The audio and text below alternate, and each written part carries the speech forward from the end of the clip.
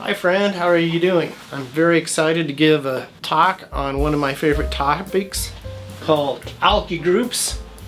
Today I'm getting my daily allowance of hydrogen bonded to oxygen by trying to avoid hydride. So what is an alkyl group? Well, when you take an alkane and you remove a hydrogen, removing the hydrogen allows you to bond it to something else. And so now we have something that we might call methyl. So I took methane and I chopped off the A and E and added Ly.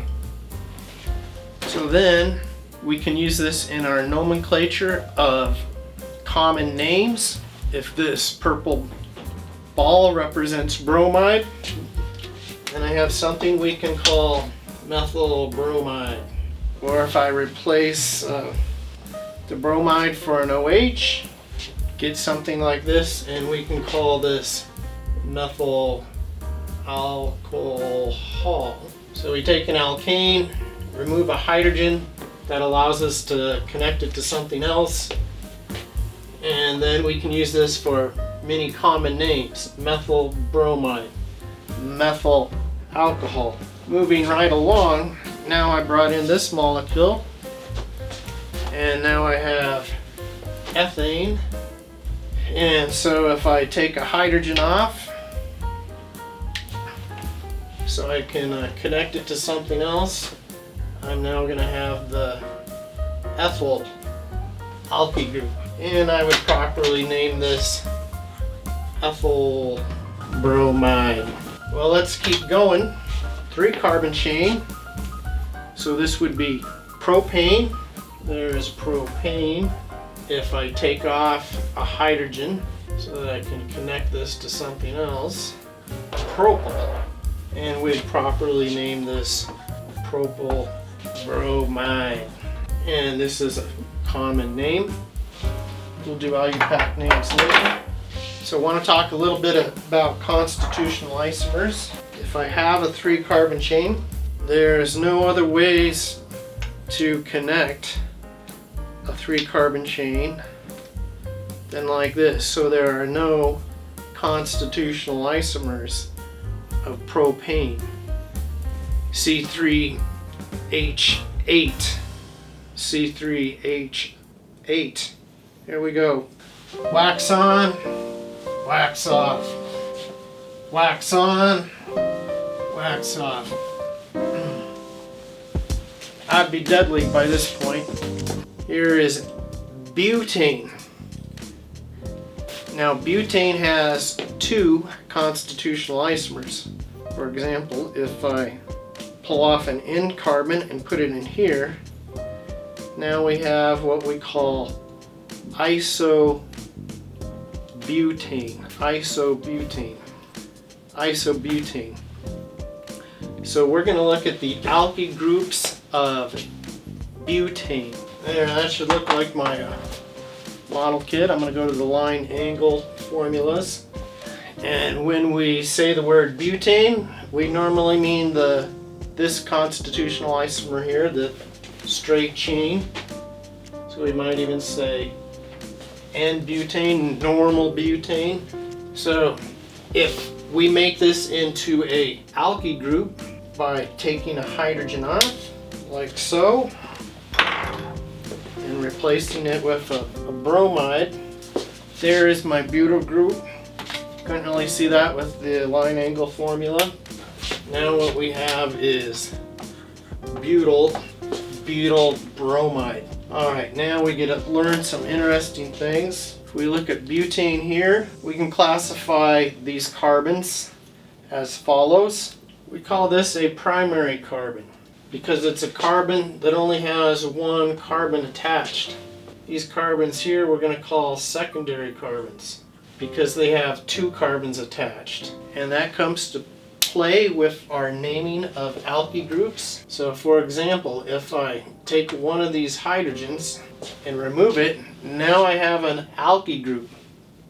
What am I going to name this alkyl group? I don't name it butyl, but we name this Sec-butyl because the alkyl group starts on a secondary carbon. So now if I have something that looks like this, and I put my bromine right there, we would properly name this thing Sec-butyl bromide. And notice if I move my bromine to that other carbon, it's still a secondary carbon. And so this thing still gets named Sec-butyl bromide. So this is just butyl bromide. We really don't need to say N-butyl bromide. We just say butyl. We know we're talking about this alkyl group. If I say Sec-butyl, we know we're dealing with the straight chain hydrocarbon, and we've made an alkyl group out of it by removing a hydrogen so we can attach it to something else. In this case, the something else that we attach it to is bromide. So this gets named Sec-butyl bromide. So we want to keep going here. So this covers our first constitutional isomer, the straight chain hydrocarbon, butane. Let's look at that other one. Here's my butane. We're going to remove a carbon from the end, stick it in the middle, and now we have isobutane. Now there's only two types of carbons in which I can remove a hydrogen to form an alkyl group. We have primary carbons, and notice they're all around here. Primary carbon is a carbon that's only connected to one other carbon. Now this carbon here in the middle we call a tertiary carbon. It's a carbon that has three other carbons connected to it, and so we delineate that as being tertiary. So now there's two different alkyl groups I can get from isobutane. So you can see here I have removed a hydrogen right there. So this becomes the alkyl group isobutyl. Now if I connect something to this, like our bromide, I might have something that looks like this. And we properly name this isobutyl bromide. And now notice, I'm going to hold this thing like this here. So I have a methyl group here, methyl group over here. My hand is holding that methyl group, and I got the bromide out. Well, sigma bonds can rotate. I'm going to make it look like that. If this bond here rotates, these methyl groups proceed around. So it doesn't matter where I draw the bromine atom, it's equivalent. They're all the same. So when I say isobutyl bromide, it can be drawn this way. I could draw it there. These are all the same molecule. Isobutyl bromide. See, there you see the bromine atom. Depending on how you look at it, it's on any of those CH3s, or any of these three carbons, any of the three primary carbons. So we do it this way to differentiate between another alkyl group from isobutane. If I remove that hydrogen there, I have removed a hydrogen off of a tertiary carbon. And us chemists are lazy. We don't normally like to say tert-butyl all the time. So we can just say T-butyl, and everybody knows what we're talking about. Tert-butyl. So now if I attach something to my alkyl group, like our bromine, the proper common name for this would be T-butyl bromide. T-butyl bromide. So maybe so you can see the big picture. So here I got 1, 2, 3, 4. This is going to be butyl bromide. Here I still have 1, 2, 3, 4, but I'm now on a secondary carbon.